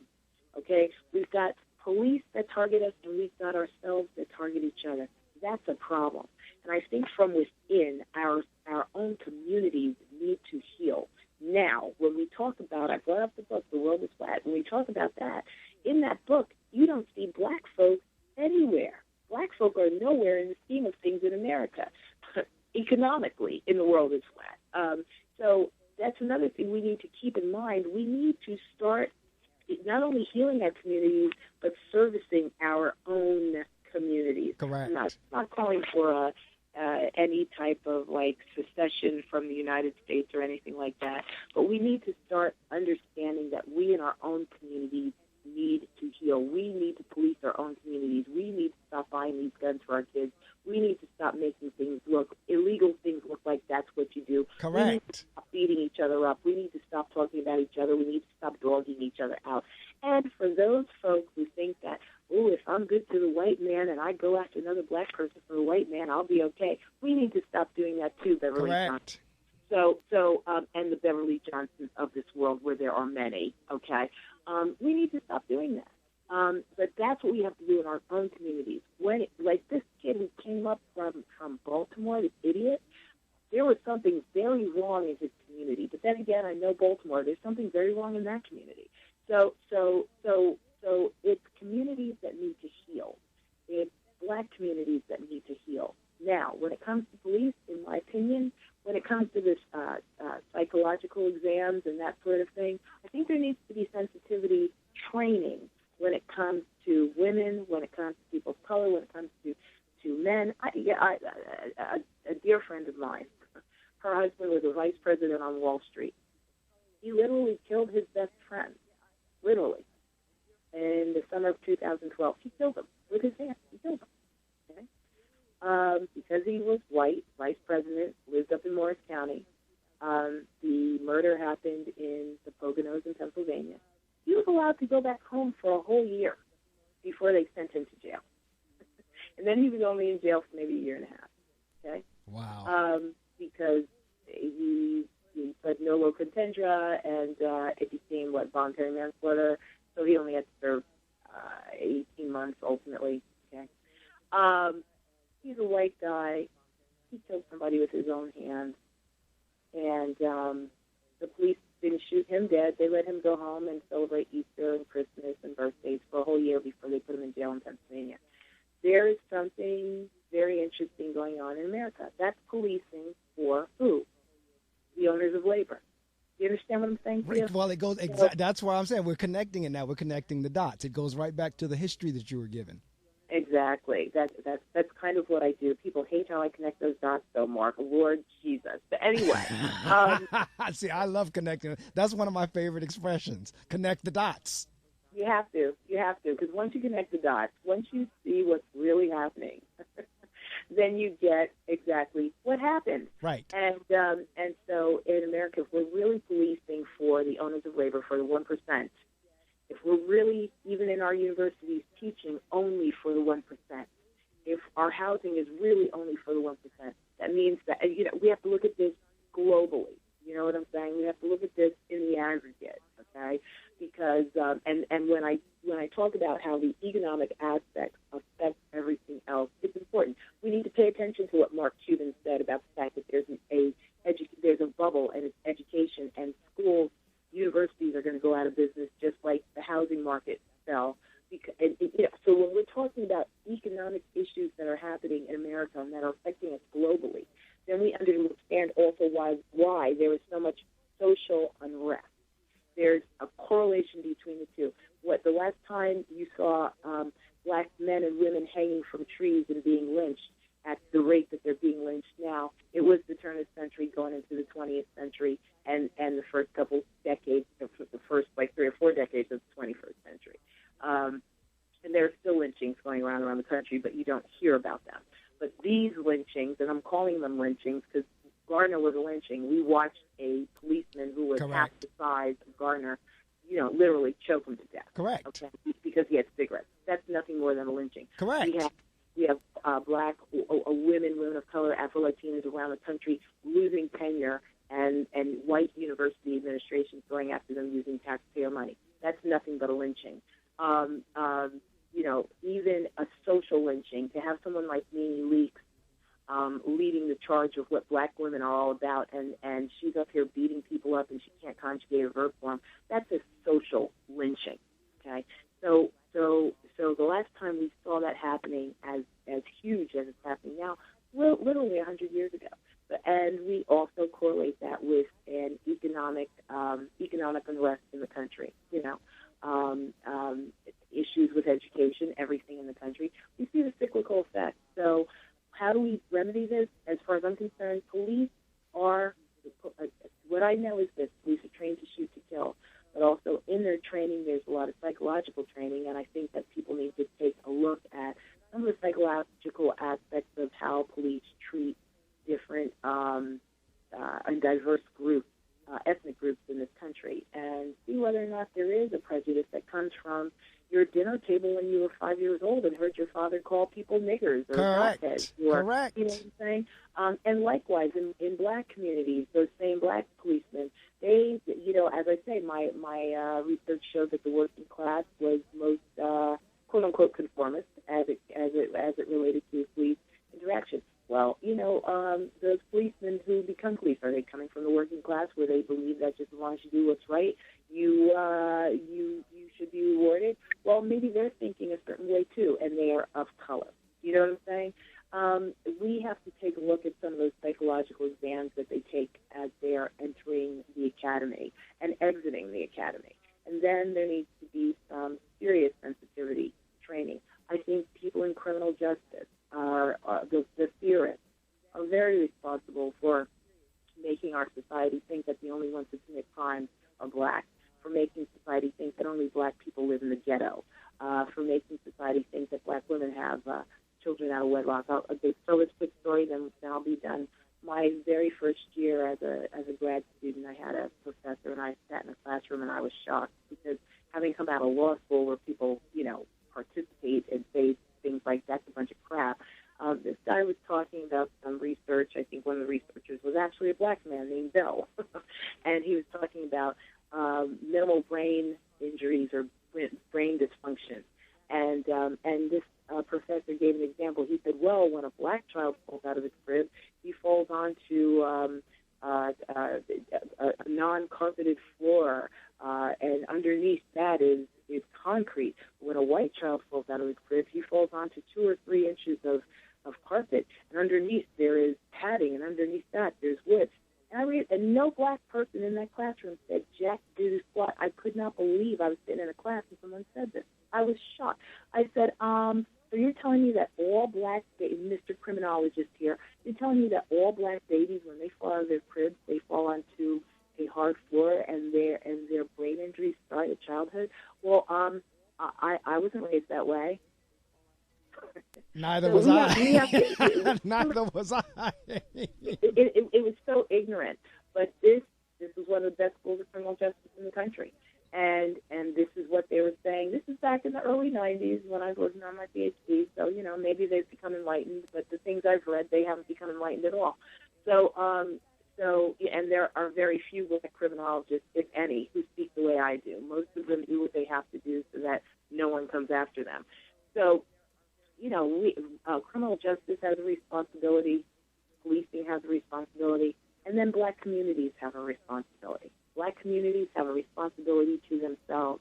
I think once black folks start liking themselves, then you will see the proper response to police aggression. I could not agree more. And as a matter of fact, that's a perfect place for us to come to a close on the interview, because I could not agree with you more. And I know you said you got a upcoming book, because you got to come when the book is done. You got to come back on for sure as well. But this has been a long time coming, folks, in the listening audience, because actually Ramona and I talked about doing an interview, like she said, a couple years ago, and we never did get it scheduled, never did get it off. And this whole thing going on in the country now, based and along with her research, really kind of gave it perfect time. I know, you know, those of us who are believers know that God does everything in His own time. And yes, He does. That was one of these cases with this. Because this was a perfect opportunity to have this discussion. And as you see, we actually went almost a full 2 hours. And I told Ramona we'd only be on about an hour or so. And we've gone a full 2 hours. That's laid plans with mice and men, and God has something that you don't ever know about. Amen. Hallelujah. I know that's right. But I tell you what, I'm and you know, you were concerned whether or not you'd be awake or not. You wide awake. And it's certainly working for me. And I always record our interviews, and the interviewee gets a copy of it as long as all the equipment is working correct. Like you just said, the best laid plans. I think when I last looked, everything was working the way it was supposed to. So with that being said, it'll be posted on YouTube. The interview will be there, and I send it out to all my sites, send it to you. You can do what you want with it. But I have thoroughly been enlightened by the conversation. I can't think of a better first show for 2015 than the one we had this morning. Well, thank you. And I appreciate it. And for your listeners, please look me up on my public figure page on Facebook, and that we're actually putting together a new website so that people can follow me. I was speaking around the country at one point. It seems like that's going to start again. So for anyone who's interested in having me come speak, you can find me through Marc Medley, or you can find me on my professional, on my public figure page on Facebook, Dr. Ramona Brockett. You know, I'm glad you said, because I always give the last few minutes to the interviewee to promote, and they can promote anything other than dollar amounts, but in terms of where they're going to be, websites, phone numbers, anything else. And so I'm going to give you the opportunity to do that once again, because the folks, if you need Dr. Brockett to come out to speak to your community group, or if you happen to be a police officer listening, you wanted to come out and speak to your precinct, or whatever you need, or in the upcoming book, once again, I'm going to give her the opportunity to give all her contact information, you know, Facebook sites, social media sites, websites, so forth. So, Ramona, do that for the next couple of minutes. And then for the last hour, I put on, well, actually, normally for the last 2 hours, I put on the gospel music. But from 8 to 9 this morning, I'll put on the gospel music, the good news in song. But again, I appreciate the interview and the education and the enlightenment this morning. It's a great way to start off the year. Well, thank you, and I appreciate your having had me on again.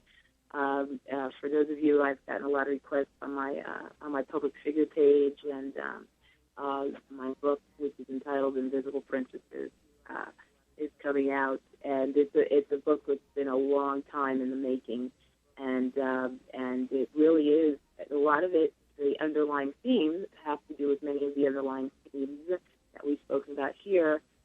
But the idea is really that when you are of a certain ethnic group and you're raised in a certain socioeconomic class, you are invisible, and at times you are criminalized for not being what society wants you to be. So that's kind of what the story is about, and it really is a story of something that I've gone through, that I've had publishers come to me, and even movie producers have spoken with me. So yeah, we'll have a lot to talk about. Yes, we will. And you have but I encourage your listeners to keep moving forward. This rift between police and community will end, and know that police are your friends. They are not your enemy. But know that you yourself have to heal. They have to heal in order for us to move forward in a positive way. Look for me on Twitter. I'm Dr. Breezy on Twitter. And again, Dr. Ramona Brockett on Facebook. You can find my public figure page. Thank you, Marc Medley, for having me on today. So on Twitter is Dr. Breezy, Breezy. I-E. Oh, wait a minute. Dr. Breezie. Absolutely. All right, you can follow her on Twitter on Dr. Breezy. That's Drbreezie, or on her Facebook page, Dr. Ramona Brockett. Well, Ramona, it's been wonderful to reconnect, had some fun, and learn some things this morning. I wish you nothing. Make sure you tell your parents and everybody in the family I said hello. Most definitely. Keep me in prayer for this torn meniscus. This is not fun. I understand. Well, you do the same. If it's one thing that's going to, make the world go around, is prayer and love. So, I mean, by all means, keep in prayer is absolutely right. That's right. And let me leave your listeners with two Bible verses. In Isaiah 43:19, it says, "He will make a way. He will give you paths in the wilderness and streams in the desert." And Psalm 108:12 says, "Man's help is worthless." And Psalm 37:13 says this, "God laughs at the plans of the wicked, for He knows their end." I know that's right, and that's a great way to end the show. Have a wonderfully blessed day. Thank you, Mark. Take care now. You too. Bye-bye. All right, bye now. Well, like I said, I can't think of a more exciting and enlightening way to start the year off, especially given everything that's going on with the interactions of the police and the communities, because Ramona and I agree. all police are not bad. Matter of fact, I know very few bad ones per se. That's just straight up evil. There's just straight, but that's not to say they're not out there, because they are. It's just like any other profession. It's like you have bad lawyers, you have bad preachers, you have bad radio show hosts, you have bad teachers, you have bad principals, you have bad parents. Regardless of what the industry or the characterization is, it's like anything else. You're going to have good and bad in it. So you can't just paint this broad brush that, oh, all police are horrible, because they're not. The same token, though, you can't paint the broad brush, tongue twister, broad brush, that all African Americans or all black people are criminals, because we're not. And no, all African American kids did not fall out their cribs on the hardwood floors. I know I did not fall out on a hard, if I fell out at all. But my house has always had carpeting. From the time I was a baby to the time I owned my home to the time I rented it, always had carpeting, unless it was a choice to have a hardwood floor that was buffed and polished and shined. So to even make the statement that when African American babies fall out their crib, they fall on concrete or hardwood floors, and when Caucasian babies fall out, they're falling out on all this plush, is ridiculous. But we do see that played out even in newscasts. Because if you ever look at news, whenever something goes on in the suburbs, you get this hushed voice about the quiet tree-lined streets. On this quiet tree-lined street in wherever. But when that same report is now given for an urban area, it's a totally different verbiage, a totally different adjective structure that's used, totally different picture that's painted. So we do know how all those and the perceptions and everything fall into play. So I truly enjoyed the interview with Ramona this morning. And now we're going to go on to the good news in song, which is the gospel.